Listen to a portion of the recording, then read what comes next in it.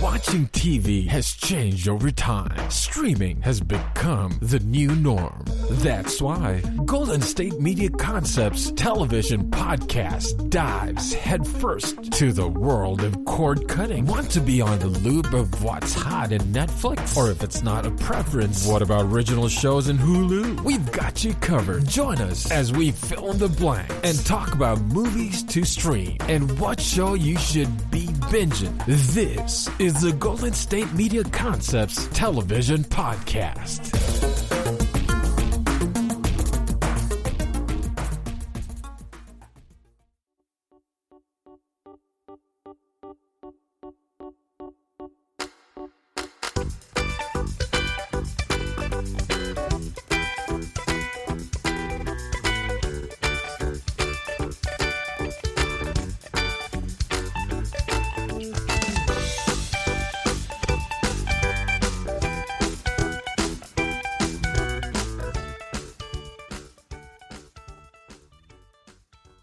Thank you for tuning into the GSMC television podcast, brought to you by the GSMC Podcast Network. I am your host, Jennifer.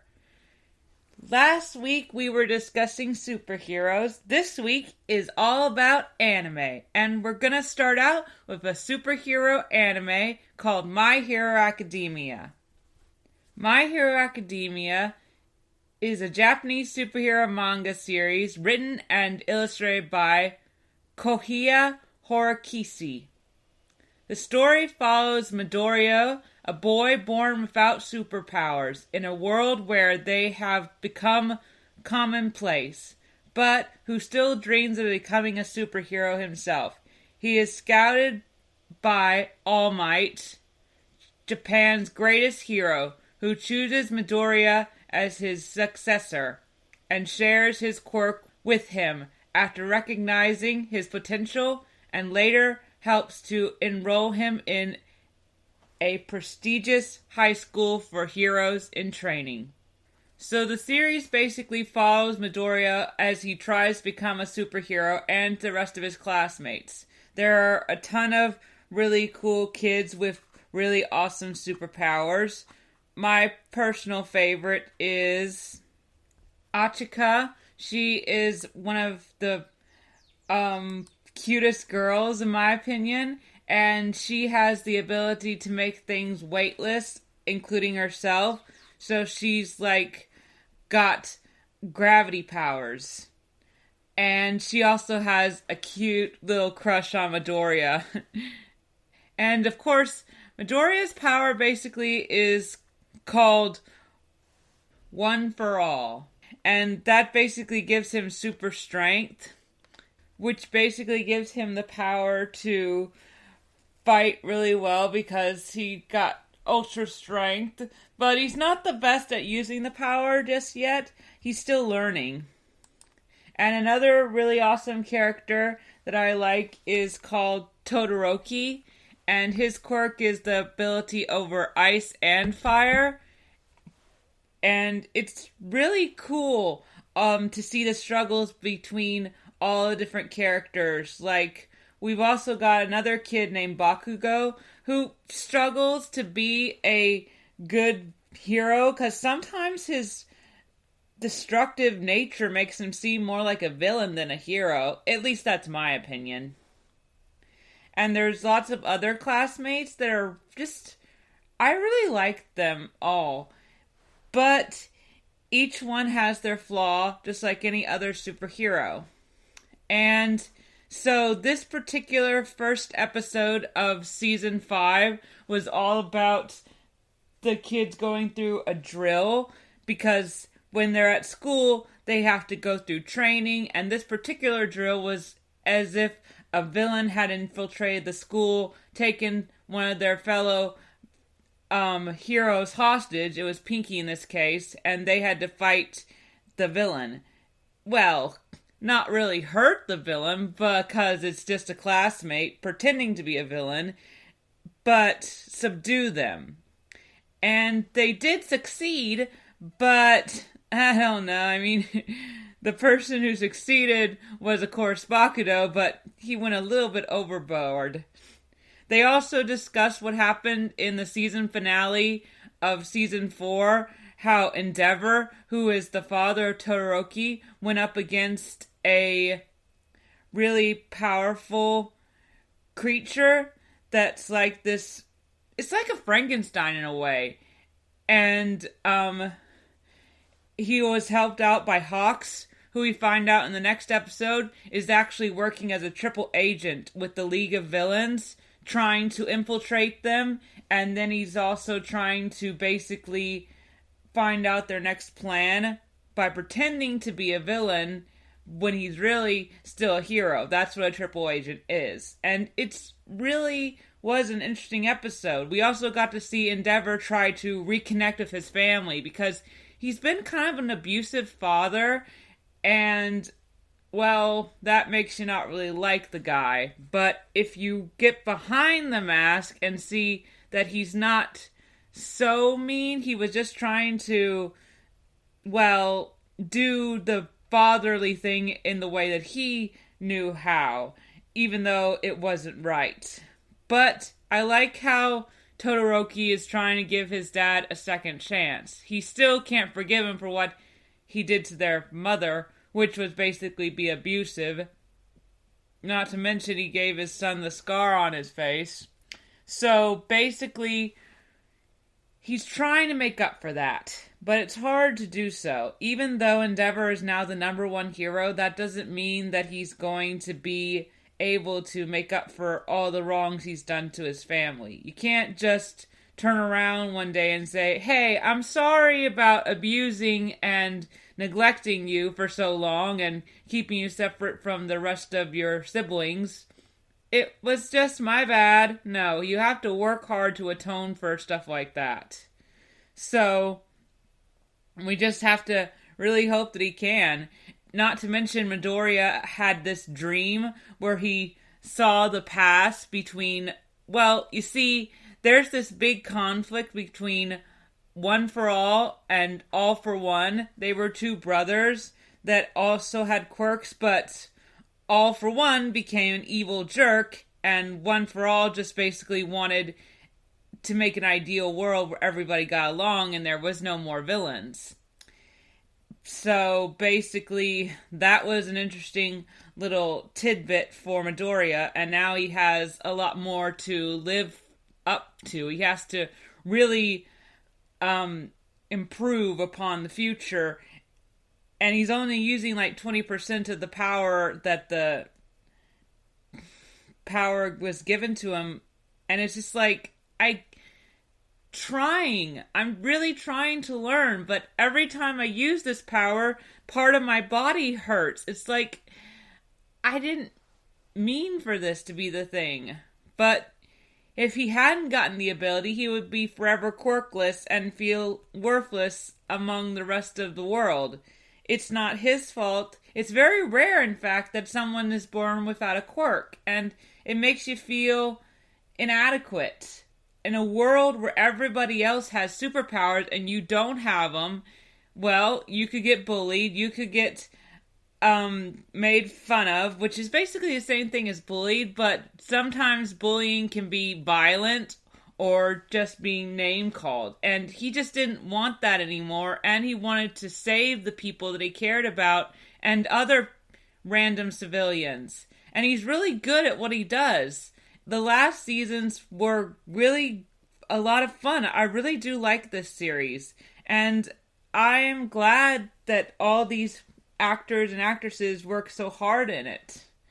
For example, the person who plays Midoriya is Laura Woodhue. And, well, he does a really good job. I love the voice for Midoriya. And the voice actor who plays Ochaku, which is my favorite girl, the one who has the gravity powers, is played by Luca Christina. And she's really, really pretty. I really like her character a lot. I just think that her power's the most fun because it's like, I've always wanted to fly, and you can fly with her powers, and that's awesome. I also mentioned Todoroki, who is played by Adam Gibbs, and he also does a really good job. In fact, I really love all of the other classmates. I've only named 3 of them. There's also this one girl who has the powers of a frog. There's this character who has the ability to make his shadow come to life. And there's also, of course, Bakudo does the explosion thing, even if he is a little aggressive and stuff. And I also really like this one girl who can create stuff. That's pretty cool. There's this other girl who has the ability to use sound waves. And there's another classmate who can talk to animals, which reminds me of the Wild Thornberrys. Elijah could talk to animals. And there's this one who can, basically make body parts come out of his tentacles. Like, he used it in the episode where he had all these different eyes and stuff, and that was pretty interesting. And then there was also a really interesting part when we got to see the other quirk of this little guy who basically he can create these balls that are really sticky, and he throws it, and they are basically really cool. I also like the one who has the quirk that's a tail. And there's this one who has this quirk where he can shoot light beams from his nasal, so it's like nasal beams. And one of the other quirks is the ability to have tape, and tape can be useful for a lot of different stuff. There's this one who has invisible powers, like she completely is invisible the whole time while we see her. There are some times when I wish we could see what she really looks like she could be invisible and not invisible, but I've never seen it happen to her lately. There's also this one who has the ability to supercharge thing because he has the electric quirk. And then there's one who has these armor that's made out of this red kind of armor, and it comes out of his body and stuff. All of their quirks usually come from their bodies and stuff, and Pinky, this other one, has the ability to make acid, and that reminds me of the alien from Aliens.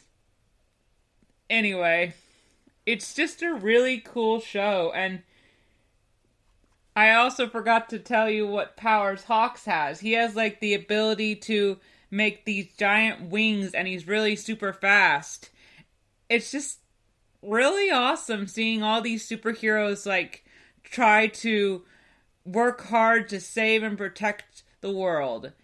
And I hope that they continue to do so well. It's been a really, really good show, and I enjoy every minute of it. I recommend this anime.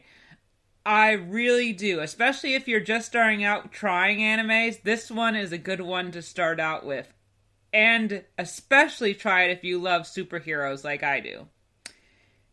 Because it's really neat. I think that I really like the way that Endeavor's trying to be a better father because, well, abusive parents are never something that you want to look up to, but if he tries to be a better father, and then we can definitely look up to him. I think Hawks being a triple agent might come back to bite him, but it also might be a good thing, especially if it's the best way to really catch the League of Villains off guard, because they really need to be taken down. They've been a big problem. They've even killed some of the heroes. And if we get rid of them, then everything will be a lot easier for civilians and our heroes in general. That's one of the things that Hawks wants. He wants the world to be so peaceful that heroes have a lot of downtime that they just don't know what to do with. And that's honorable. At first, I didn't remember that Hawks had this mission, and I was like, wait, is he a double agent? Then I was like, oh good, he's just a triple agent. I didn't want to hate Hawks. Oh gosh, that was good. Yeah. Anyway, I'm just really looking forward to this season, and I think it'll be a lot of fun to watch and see how much of a really good season 5 could be, because I liked season 4 and now we're getting into season 5 and it's just it looks like it'll be a lot of fun and a lot of really good storyline. And I applaud all of the actors and actresses and the directors and the art workers, because they are the reason why shows like this are so good. Anyway, it is about time for our second break. When we come back, we're going to be talking about another really good anime called Food Wars. Whenever I watch this series, I get hungry. So, until then, I hope you check out My Hero Academia and any other animes I talked about last time I talked about animes, because they're not just for kids. In fact, they mostly should be for adults. See you later! Want to know the latest and hottest music hitting the airwaves? Don't be left out. Listen to the Golden State Media Concepts Music Podcast. Keith keeps you on the loop with everything you need to know from pop, rock, hip-hop, and the top 40. And we'll throw in news of your favorite artists, concert and tour dates, and so much more. Listen no further, because this is the gold standard in music podcast.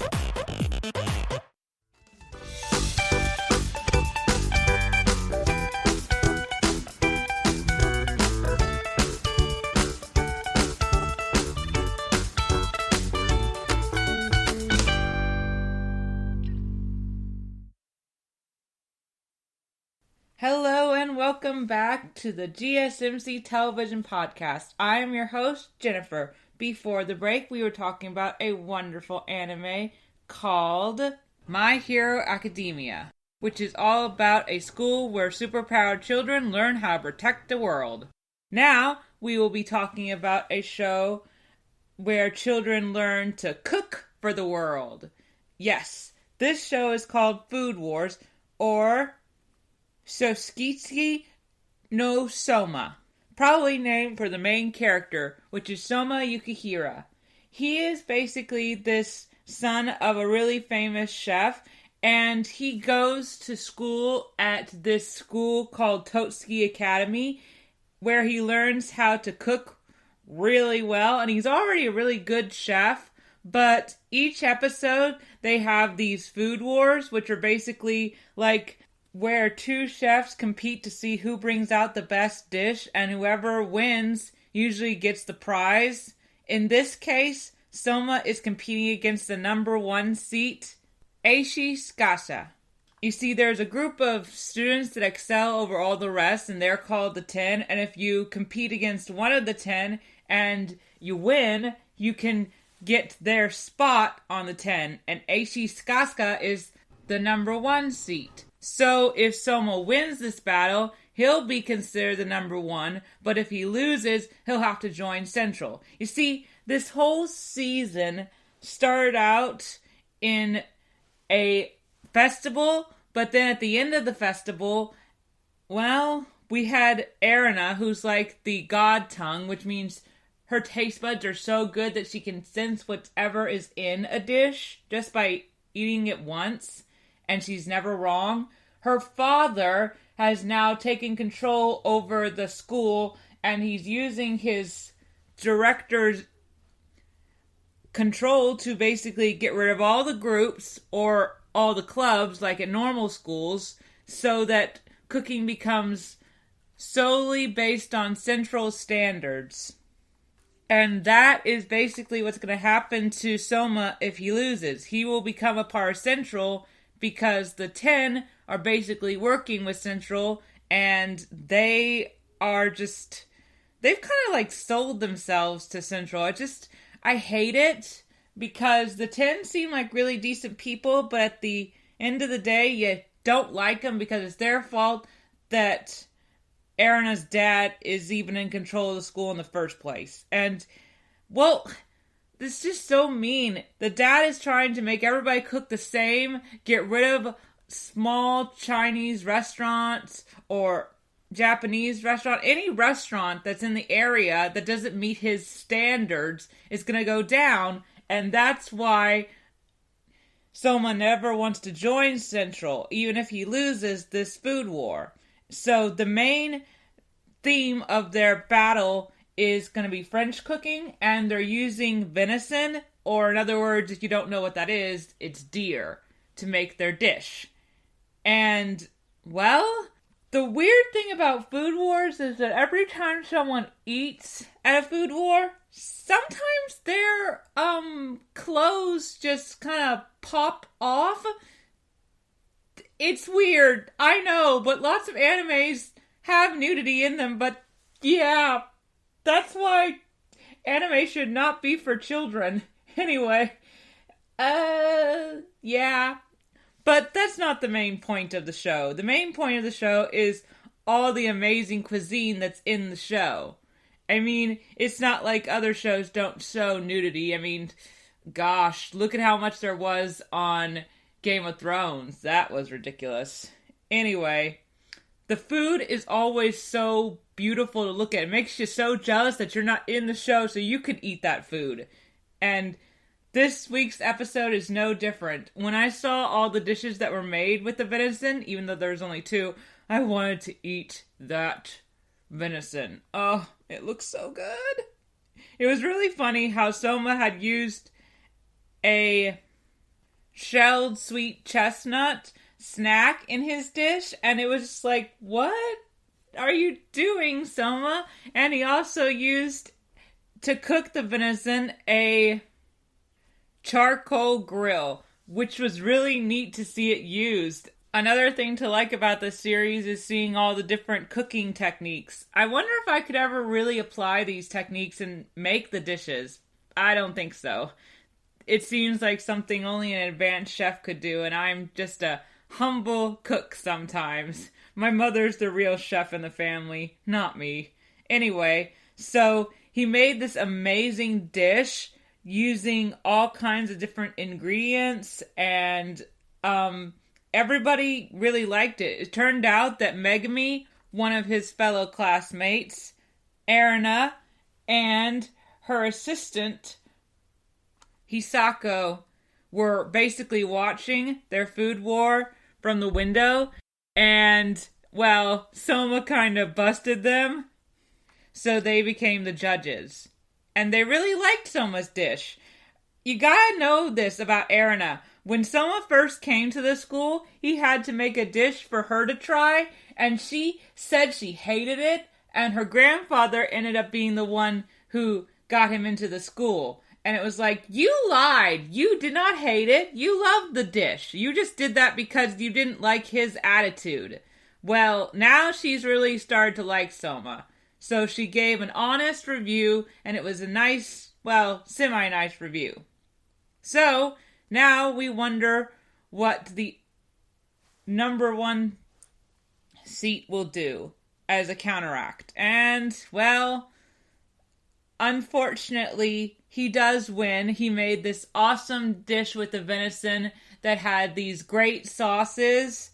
And one sauce dish looked really like the one I would prefer. Like, he cut the venison in half and had one side be this kind of sauce with the venison and the other side be fruit kind of sauce with the venison. I'd like the fruit one because I like to have a sweet yet tangy stuff. And I've tried deer when it was jerky, and it's so bitter, so I think I would prefer the fruit. And so, unfortunately, number 1 won. So, Soma would have had to join Central, but the other guy's like, no, you're too reckless. I think if I had you as my assistant, I could never control you. So, no, let's just call this a draw. It's not an official food war anyway. So, basically, that's what happened. And it was really interesting to see Soma pushed to the limit. And he was really sad about the fact that he lost. But Seth Skasa did not become the number 1 by being a poor chef. He obviously was going to win this, but I'm so glad that Soma didn't get to become part of Central, because it's just not in him to be just one set way of cooking. No, Soma is a passionate chef. And so the rest of the episode was basically showing us how Meat and Megami were able to win their food wars, which were official ones, and save their groups that they were leading. So that's good. And then we also have the interesting part when Erina's dad visits the dorm room that they all live in and basically says how much he idolized Jurisibo Saiba, which turns out to be Soma's dad. And Erina heard that, and she also idolized Soma's dad, and now she just now found out that Soma is related to him, and they're all shocked beyond belief. And then Erina's dad's like, well, I'm doing this for him, because in his eyes, Soma's dad was wronged. Like, his cooking style was destroyed somehow in the past. And Erina's dad believes that what he's doing is going to solve all the problems that happened to Soma's dad, which I think is stupid because it just sounds fishy. And this is a cooking show. That's ironic. Not to mention, Soma's dad owns a restaurant that could be destroyed because of Central. Anyway, the show's really good, and the creators of the show are Yuta Sakota and illustrated by Shon Suki. And they do a really good job with this series. I love it a lot. And I didn't think I would, but I do. And the people who play these characters also should get credit. Like, the one who does Soma is Blake Shepard. Erina is played by Stephanie Whittles. Megami is played by Jad Saxton. And the one who plays the number one seat is Nathan Wilson. And Erina's assistant is played by Brittany Karbowski. And all of these actors and actresses are really good at their roles. I love the series. Every week it makes me hungry, but at the same time, I'm also very interested to see how this world evolves. Like, I get introduced to a whole bunch of new forms of cooking because of this series. I definitely recommend it, but I recommend it to older people. Because as I mentioned before, it can get a little censored. But that's not the main plot. The main plot is to see all these fantastic dishes, to see who wins each food war, and to see the struggles that these children go through. I mean, one episode had their whole dorm under attack just to see if Soma could win a food war against another member of the 10, and he was a big jerk. But Soma won.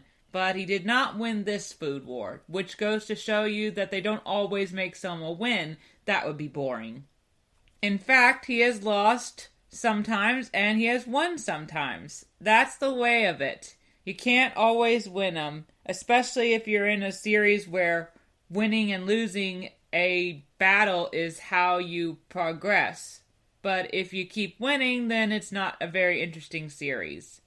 So, my hope is that by the end of this series, everything will go back to normal at Totsuki, because I really don't like the way that Erina's dad is running the place. He's just treating the school like everything must be the same way and it must meet his standards, but no one can learn how to progress and be different. You see, in my opinion, the thing about cooking is that it can never be the same, because then you can never come up with a new dish. If everybody cooked with venison, then they wouldn't think about cooking with chicken. And then we wouldn't have all these great chicken dishes. Or any dish could be said the same way. You can't just cook all the same, then you wouldn't come up with a new recipe. And that's what he doesn't seem to understand. I am curious to find out what happened in the past, that he thinks he has the right to do this to the school, but we have to wait till the next episode to find that out. Anyway, that is just my opinion. I'm just hoping that because of all the stuff that has happened recently, Erina will stop being so mean to Soma. I also really like the fact that you can so tell that Megami has a crush on Soma, and that's adorable.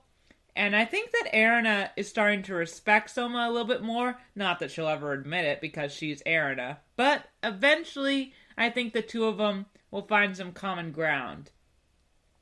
Anyway, I just really recommend this series. I like all the characters, and I like seeing all the different cooking styles and the dishes that come out of it.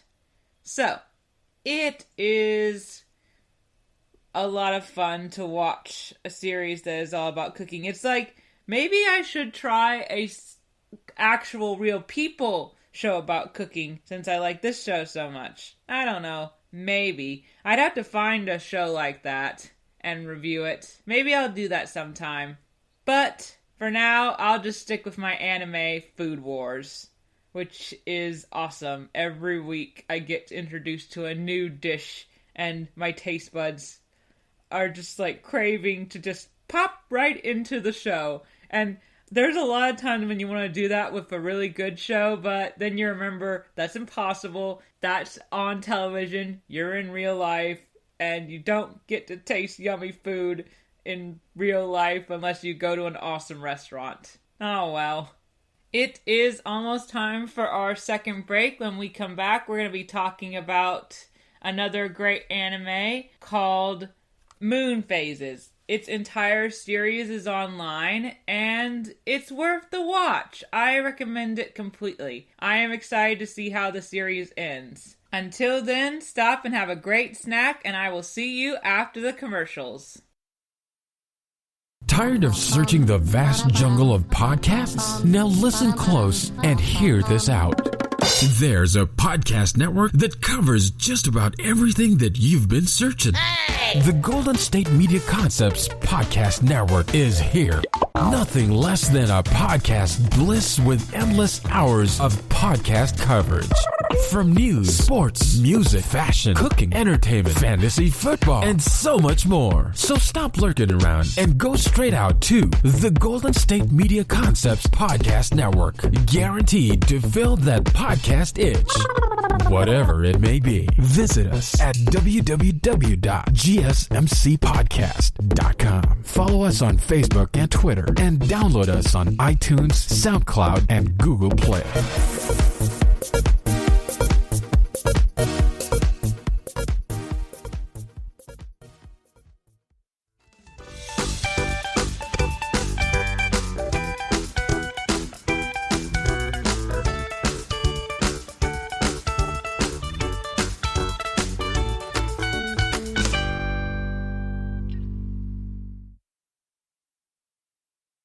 Hello and welcome back to the GSMC Television Podcast. I'm your host, Jennifer. Before the break, we were discussing two great animes, Food Wars, which will make you definitely hungry, and My Hero Academia, all about superheroes fighting the good fight. Anyway, now we will discuss another anime, which is, well, it's very old anime, but I found it online and I really enjoy it. It's called Tsukuyomi Moon Phase. Is a Japanese manga series by Kitaru Arima. The manga series was later adapted into a 25-episode anime television series by Shaft and aired on TV Tokyo from October 5th of 2004 to March 29, 2005. An additional OVA episode dubbed Episode 26 was later released only on DVD on February 22nd, 2006. Moon Phases is about a young vampire girl named Hazuki and a Japanese freelance photographer, Kohei Morika, whom Hazuki attempts to make into her servant. So, it's a pretty interesting series, actually. And when I say servant, I don't mean like obedient servant. No, she attempts, but he's never her servant. But he does become like her blood bank. Every full moon, she would drink his blood and be rejuvenated. Basically, she is a descendant from a royal vampire lineage. At the beginning of the story, Kohei travels to a castle in Germany to take photographs of paranormal phenomenon for his friend Hiromi, who is the editor of an occult magazine. At the castle, Kohei meets Hazuki, who feeds on Kohei's blood and claims him as her unwilling servant. Although this blood pact is supposed to bind Kohei and Hazuki as her obedient slave, her act has no effect on Kohei. Following an action-packed sorcerer's battle in which Kohei and his cousin manage to free Hazuki from her captivity in the dreary castle, Hazuki travels to Tokyo and takes up residence with Kohei in his grandfather's house in Japan. Hazuki claims that because she fed on his blood, Kohei is now her servant, but Kohei continually refuses to obey her, especially when he thinks her requests are unreasonable. Despite their fighting, the relationship between the duo progresses over time, even in the face of repeated attacks by obsessing vampires, until Kohei becomes determined to protect Hazuki from the vampire servants of her family, who are determined to retrieve her by whatever means necessary.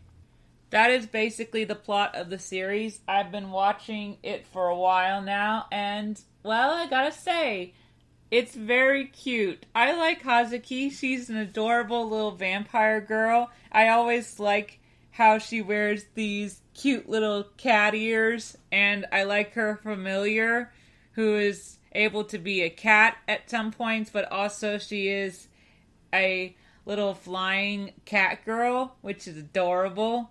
Her name is Haji, and there's also these two twins that are basically, well, one of them is engaged to Kohei.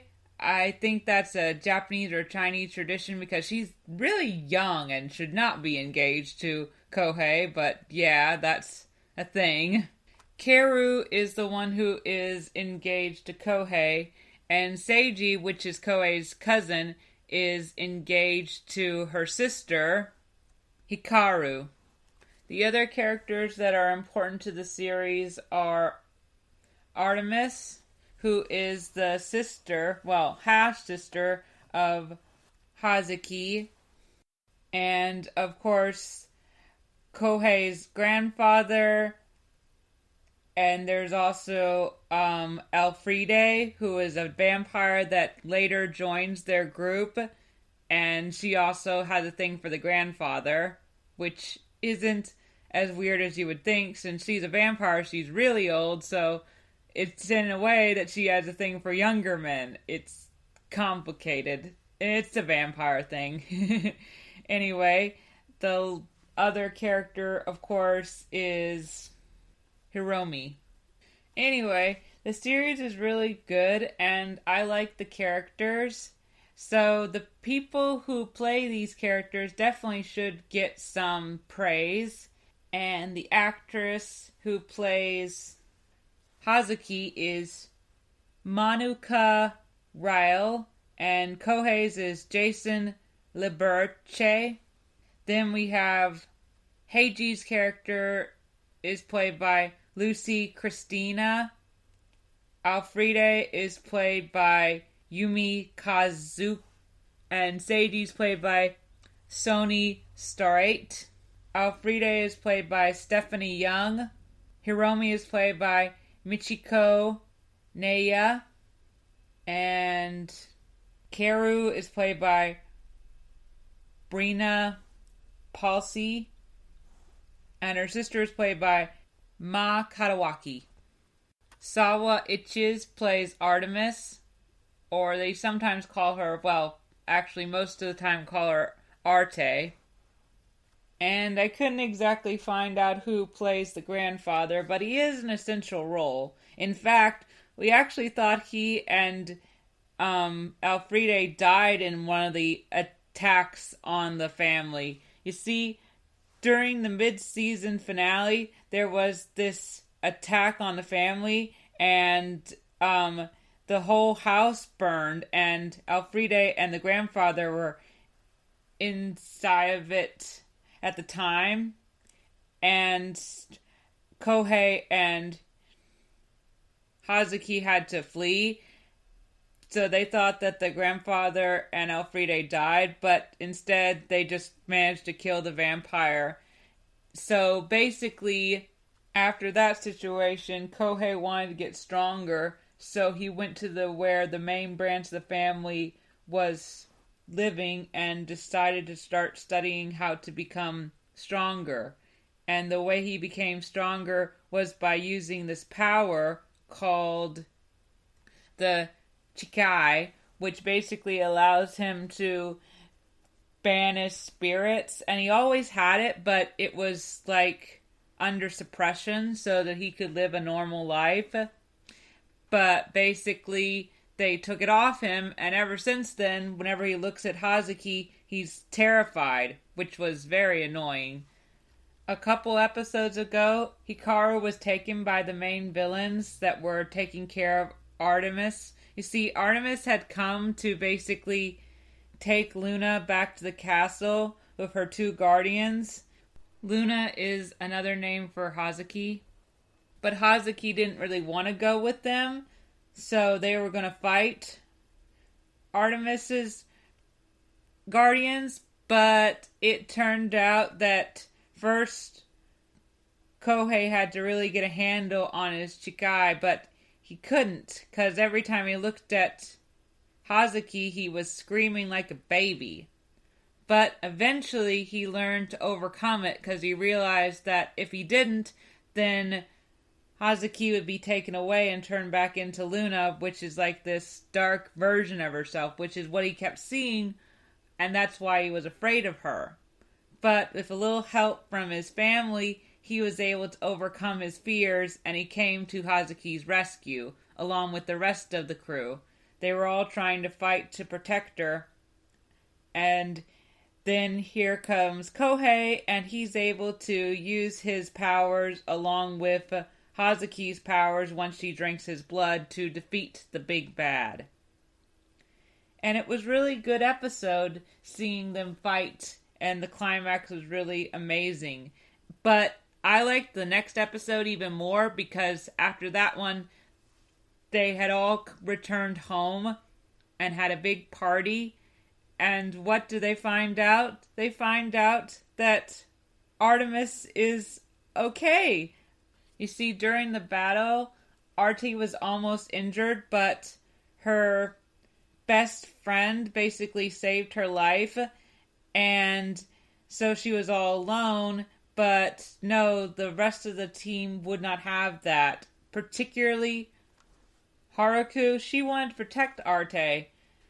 And so Saji found Arte after the battle and brought her to the rest of the family. So now she lives there. And it's so adorable that that happened, because now Hazuki has a adorable little half-sister that she can take care of.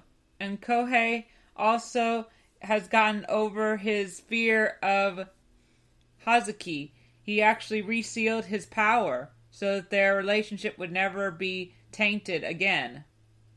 So the end of the series basically is a filler episode, which I'm not going to tell you about. It's just a really cute little episode, but it's also very confusing. You'll have to watch it yourself. In fact, you should watch the whole series. It's really cute, and I can only explain so much by telling you about the season finale. It really is a good series, and I applaud the creators because I really enjoyed every minute of it. I think that the characters are adorable, and I think that they fight the good fight. I really like how it ended happy, because sometimes an anime does not end happy, and then you get all sad and stuff. But this one ended really well and really happy, and I'm glad I watched the whole series. Especially glad that it got me in the mood to watch vampire animes again, because it's going to be a lot of fun to try in even more vampire animes. There are some that I've tried that I didn't really finish. I didn't exactly finish Trinity Blood, and, well, I think it looked pretty interesting. And I did finish some, Blood Plus is particularly one of my most favorite animes. And I watched another series called Rosario to Vampire. And, of course, Vampire Knight. So, yeah, I've watched a good amount of vampire series, but I gotta say, next to Blood Plus, I really do like Moon Phases. I mean, it's just so adorable seeing all the different stuff that Hazuki and Kohei go through.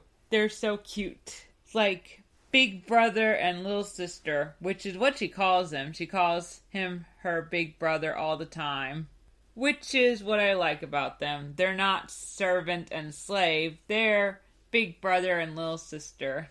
And now that Artemis has joined the family, we've got big brother, little sister, and youngest little sister. It's all so cute. I wish that there were more episodes, but I guess this is a good way for them all to end it, with the big battle over and everybody being a cohesive, adorable family, where there'll be occasional problems because, well, what is family without a little drama every once in a while? It's just such a cute little show, and it's very easy to find. You could buy it on Amazon, or you could also find it online like what I did. You just have to look. I think there are also some episodes on YouTube. It really is a good little series, and I recommend it. There are 26 episodes, as I said before, and each one is more adorable than the last one. I really did like this one episode where Hazuki was inside of this cat suit she had made. She used it to avoid the sun. This was before she found out that she was a daywalker and could walk in the sun without burning to a crisp, unlike the supposed Twilight story where you sparkle. No, she would have burned in the sun, but she's a daywalker, so she can walk in the sun, and it's so cool for her to do that, because now she can be a bit more normal, minus the blood part. Anyway, it is about time for our third and final break. When we come back, we're going to be talking about the last anime on my list, Castlevania, and I can't wait to start the new season. It's going to be epic. Vampires are so cool. Until then, enjoy the commercials and watch out before someone takes a bite of you. Want to find out what movies to go see? Then check out the GSMC Movie Podcast. It's your ticket to the latest movies, whether it's a new blockbuster event, romantic, comedy, or action flick. This show has got it all covered. They talk some what to go see now. Don't bother. What's hot on Netflix and everything in between. That's gsmcpodcast.com/movie-podcast. When it's all about the movies, it has to be this new show. Don't forget to like them on Facebook and follow them on Twitter. Visit gsmcpodcast.com for more info.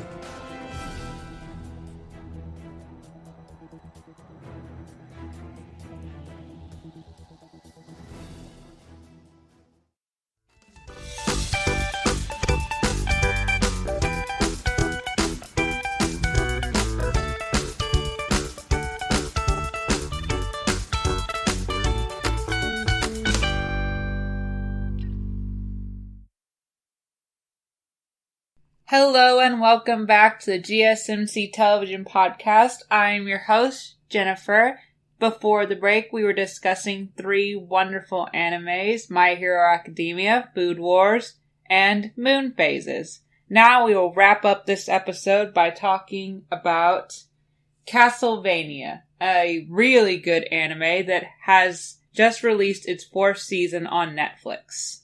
Castlevania is an American adult animated streaming television series on Netflix produced by Frederator Studios. It is based on the Japanese video game series of the same name by Konami. The series premise is basically this. When his wife is burned at the stake after being falsely accused of witchcraft, the vampire Count Dracula declares all the people of Waylands will pay with their lives. He summons an army of demons which overruns the country, causing the people to live lives of fear and distrust. To combat this, the outcast monster hunter Trevor Belmont takes up arms against Dracula's forces. Aided by the magician, Sophia Benades, and Dracula's son, Alucard. The first season was all about trying to defeat Dracula, and then once he was defeated, Trevor and Cypher basically had to deal with the aftermath. And Alucard, he held himself up in the castle and just became more of a loner, I guess you could say. It's kind of sad. And yeah, basically that's what's happened. Not to mention Carmela, which is a vampire who is very beautiful. She is a scheming vampire mistress and member of Dracula's war council who seeks to usurp him. She and 3 others, Lenore, the diplomat member of the Council of the Sisters. She's in charge of subduing Hector, who I'll get to in a minute. Morona, the strategist member of the Council of Sisters, and Striga, the military member of the Council of Sisters. And Hector is basically, you see, in this series, there are humans that are useful because they can bring night creatures out of corpses. One of them is Hector and the other one's Isaac. Hector is currently being controlled by the Council of Sisters. Isaac is going off and doing his own thing. And, that is the main important characters that we've got. We've also got this other vampire that we were introduced to during these new episodes, and his name is Barney. He has the voice that I just know sounds so familiar. I just can't remember where I've heard it. Anyway, it's a good first 3 episodes that I've watched, but before I get into what they are about, I think it's time we give credit to these fantastic voice actors, because they are doing a great job. And they have been doing a great job ever since the series came out in 2017. So, let's start with the main characters.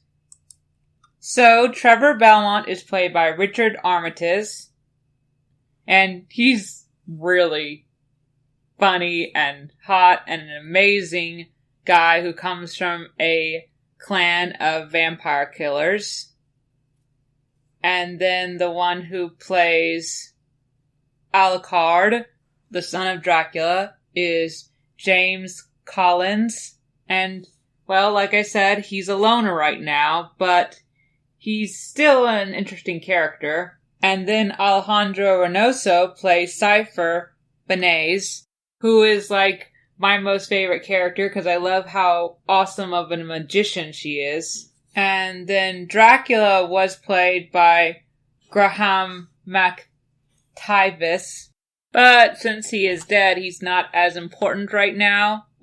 He's dead for now, but a good portion of this new episodes has the villains trying to bring him back to life.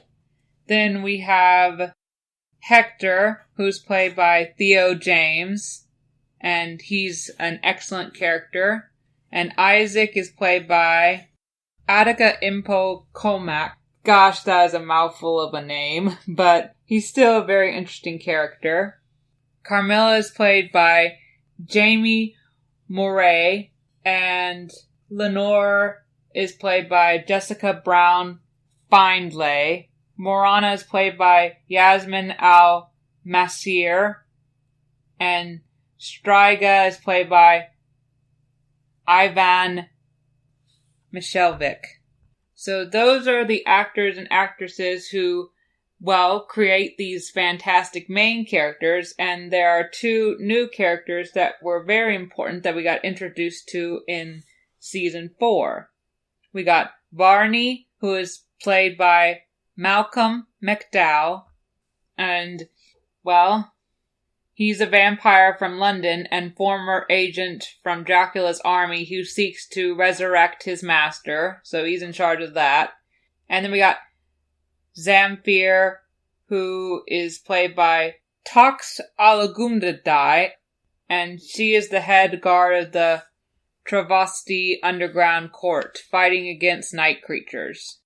Now that I have talked about who plays who and the basic main plot of the series, let's talk about these 3 new episodes that I watched. The first episode basically follows Cypher and Trevor for like 6 weeks, where they are fighting and destroying all kinds of these night creatures and demons and vampires who are trying to bring back Dracula. Because, basically, they've got nothing better to do with their lives. And I'm talking about the demons. I mean, Trevor and Cypher would probably much prefer to just live out their lives together and just enjoy themselves. But no, they're spending their entire time fighting devil creatures and trying to protect these humans, but they aren't really succeeding because during the last couple of days, they just basically ran into a whole bunch of dead people, and then they were able to kill those creatures. But they were just exhausted, because this is like 6 weeks of doing nothing but killing creatures, so of course they're a little late to save those people, but they still feel guilty about it. I would feel guilty too. And as they're leaving that village, Barney is like looking down on them with his sidekick, and he's like, "How dare they destroy my minions? All I'm doing is trying to bring back Dracula. They have no right to do this. Don't they know who I am? I am Varney." And, of course, that is not an exact replica of his voice, but that was kind of funny to do that. Anyway, following Cypher and Trevor is basically our first side story. And they end up in this barn at one point, and they're overrun by a bunch of these creatures, and they could have died, but they had assistance from Zamfir and her, well, I guess you could say her soldiers, who died, and Zamfir and Trevor and Cypher were the only ones who really survived that slaughter, and then Zamfir takes them to where she lives.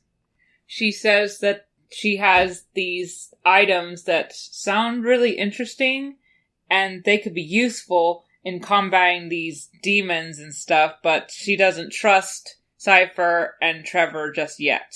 So that's one story.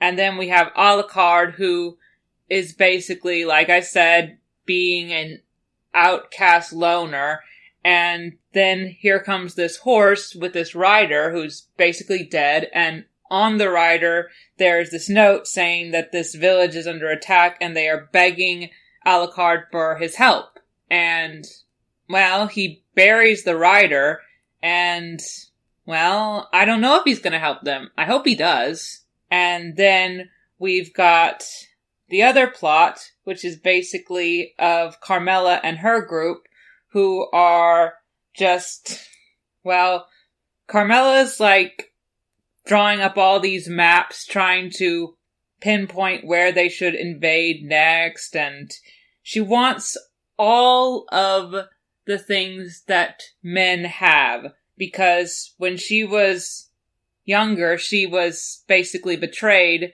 by men. They needed help, and the men were like, they're just women. We shouldn't help them. Let them all die. God, I hate it when people are like that. It's so sexist and annoying. Anyway, so that's why Carmela is the way she is, but Lenore's basically like, once you've conquered all of these lands and taken all this stuff from the men, will that make you happy? And Carmela's like, I don't know if it will make me happy, but I still want to do it. Once I have the world, I don't know if I'll even care, but I'm still going to do it. And Hector's trying to make this hammer, which helps him forge and create these night creatures. And so, after Carmela and Lenore's conversation, well, Hector's done making the hammer, and that's really cool. And then we get to see how Morana and Striga are doing, and, well, Morana's like, should we really be doing this? I mean, this is what Carmela wants, but do we really want this? I mean, is it all going to be worth it in the end? Are we really going to get what we want after we conquer all of these towns and put all these humans into cages? Well, they're about to have their answer between each other when a group of farmers basically attack the camp during the middle of day, and since this is their vampire series, well, the vampires burn and die in daylight. Not sparkle. Die. And it looks horrible. So, Morana goes into a coffin, and Striga basically goes out with a very cool looking armor that protects her from the sun, and she destroys all the farmers. And she's like, wow, I just fought a bunch of farmers. It is a question, is this really worth it? Then Carmela comes onto the mirror and tells them that Hector's ready to start forging the night creatures, so we can start our true invasion. Or, in my opinion, it's more like a true slaughter.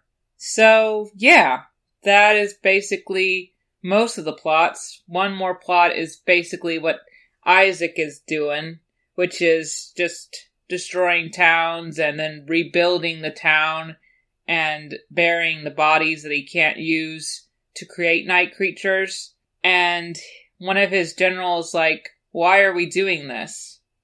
I think that Isaac's plan is to, once he destroys that area, then more people will come for that area, and then he can do it all over again. I don't actually get his plan. And neither does Varney, who came to talk to Isaac on the mirror as well. They used these mirror pieces to communicate with each other. He told Isaac about his plan to bring back Dracula, and Isaac's just like, meh, what do I care? I'm being mopey and weird. So he cut him off, and that was kind of funny.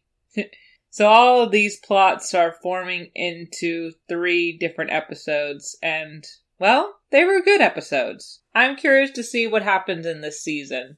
My prediction is basically like they'll have some kind of a climax where they are about to bring Dracula back to life, but Cypher and Trevor stop it, and then they stop them all together, I hope. Which would probably involve killing Varney, and then I think that Alucard might help the village. Something bad is going to happen to Carmela's group, and I don't know what Isaac's going to do. Either way, it is about time for the end of this episode. I think next week will be an episode where I talk about some cartoons, particularly the new season of the Jurassic Park series on Netflix. The rest undecided as of yet. Until then, thank you for listening to the GSMC Television Podcast, brought to you by the GSMC Podcast Network. I would like to ask that you please remember to subscribe to the show and write a nice review. That really helps us. Also, if you can, please follow us on Facebook, Twitter, and Instagram. Thank you! You've been listening to the Golden State Media Concepts Television Podcast, part of the Golden State Media Concepts Podcast Network. You can find this show and others like it at www.gsmcpodcast.com. Download our podcast on iTunes, Stitcher, SoundCloud, and Google Play. Just type in GSMC to find all the shows from the Golden State Media Concepts Podcast Network. From movies to music, from sports to entertainment, and even weird news. You can also follow us on Twitter and on Facebook. Thank you, and we hope you have enjoyed today's program.